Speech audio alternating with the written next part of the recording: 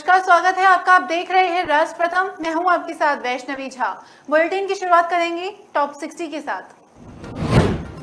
प्रधानमंत्री नरेंद्र मोदी ने आज पीएमओ से केदारनाथ पुनर्निर्माण कार्यों का ड्रोन कैमरे की मदद से निरीक्षण किया। इसके लिए उत्तराखंड शासन और जिले प्रशासन स्तर पर तैयारी की पूरी की गई।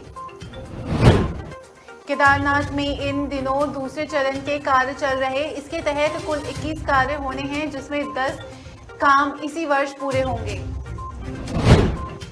इन्हीं कार्यों का प्रधानमंत्री नरेंद्र मोदी ने पीएमओ से लाइव जायजा लिया। प्रधानमंत्री नरेंद्र मोदी का ये ड्रीम प्रोजेक्ट है। ये पहली बार जब 3 मई 2015 को केदारनाथ मोदी पहुंचे थे, तो उस दौरान उन्होंने केदारनाथ पुनर्निर्माण के लिए 400 करोड़ रुपए की परियोजना का शिलान्यास किया था। ये 3 चरणों में कंप्लीट होने हैं। इनमें से अब दूसरे चरण का काम चल रहा है। राजस्थान के सीएम और कांग्रेस के वरिष्ठ नेता अशोक गहलोत आज भारत जोड़ो यात्रा में शामिल हुए।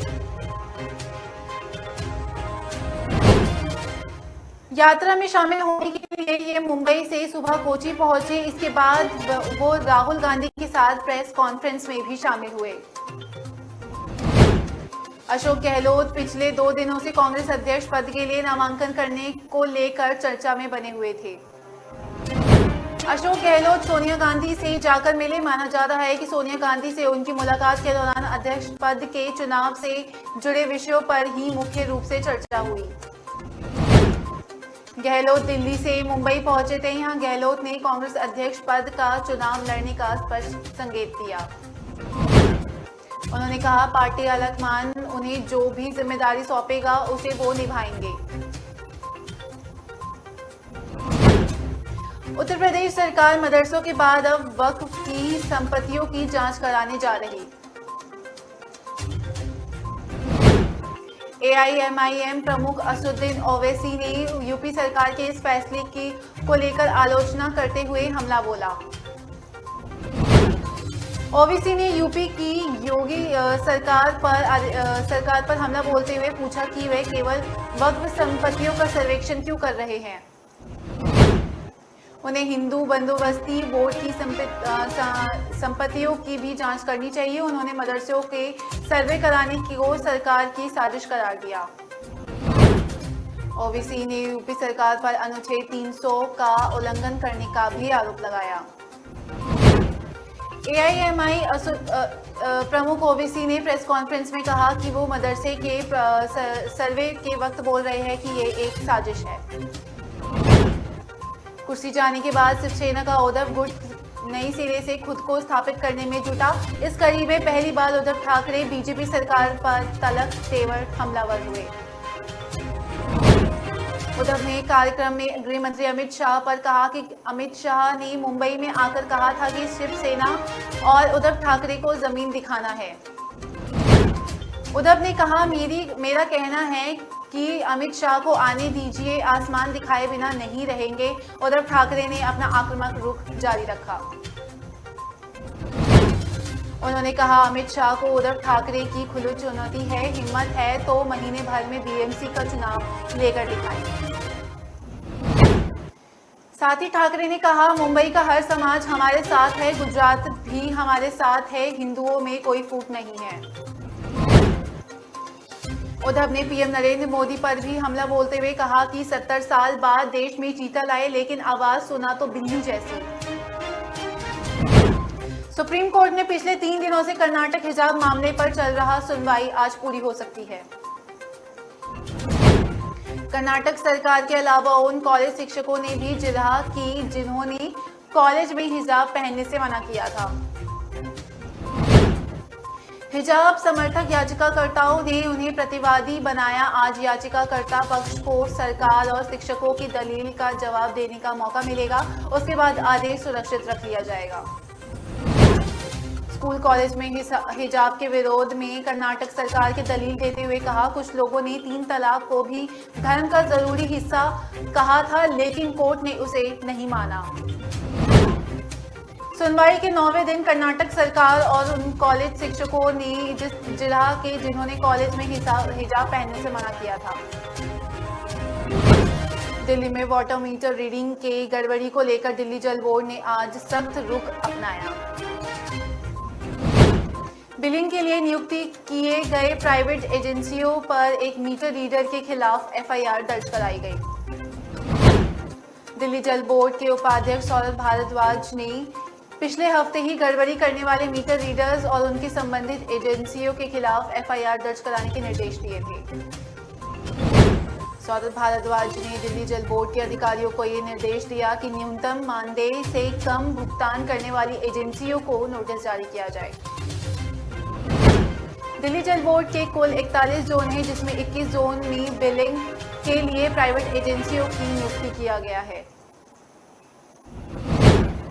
कांग्रेस अध्यक्ष के चुनाव को लेकर पार्टी के अंतरिम अध्यक्ष सोनिया गांधी ने किसी का भी पक्ष लेने से इनकार किया।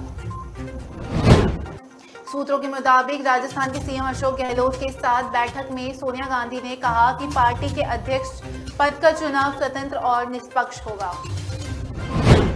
सूत्रों के अनुसार सोनिया गांधी ने कहा कि एक व्यक्ति एक पद का सिद्धांत तब सामने आएगा जब उम्मीदवार तय हो जाएगा कि वो जीत जाएगा।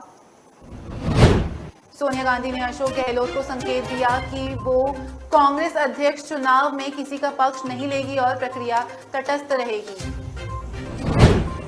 कांग्रेस अध्यक्ष पद के चुनाव की रेस में इस वक्त अशोक गहलोत और शशि थरूर के नाम सबसे आगे चला।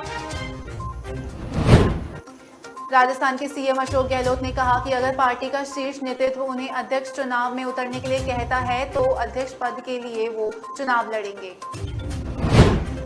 दिल्ली में कोरोना स्थिति की समीक्षा के लिए दिल्ली आपदा प्रबंधन प्राधिकरण की आज बैठक हुई। इस बैठक में दिल्ली के उपराज्यपाल और डीडीएम के अध्यक्ष विनय कुमार सक्सेना के साथ मुख्यमंत्री अरविंद केजरीवाल भी उपस्थित रहे।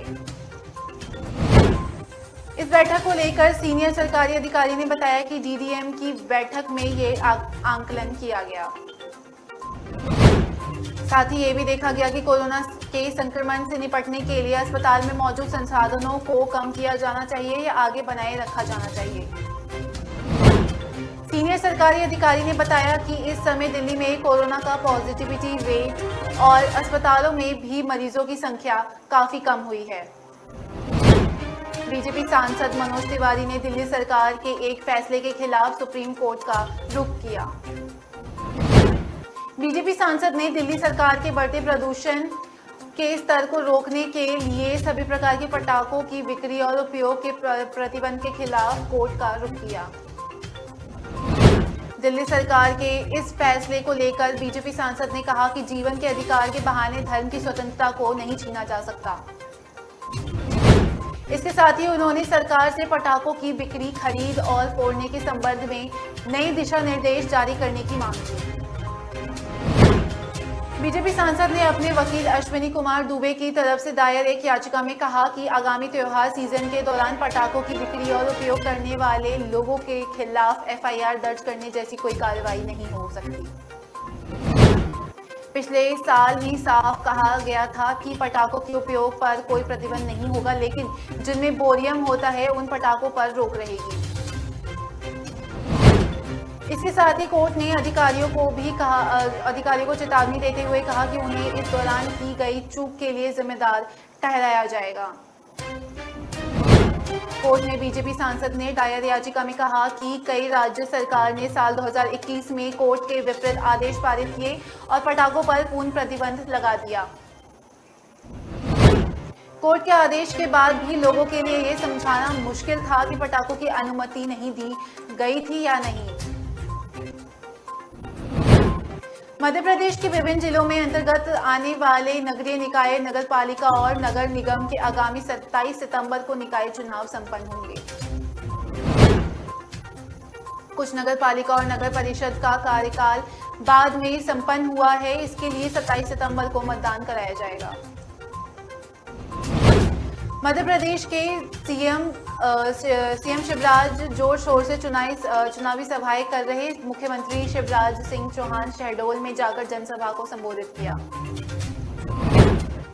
इस दौरान सीएम शिवराज ने जनता को संबोधित करते हुए कहा कि बीजेपी की सरकार अगर बनी तो उन्हें शहडोल को संभाग बनाकर विकास को गति देने और मेडिकल कॉलेज देने का काम किया जाएगा।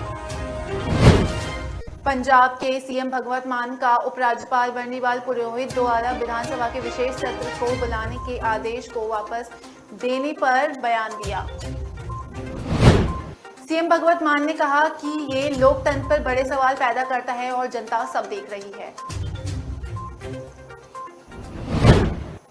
फिलहाल इस टॉप 60 में इतना ही। नमस्कार।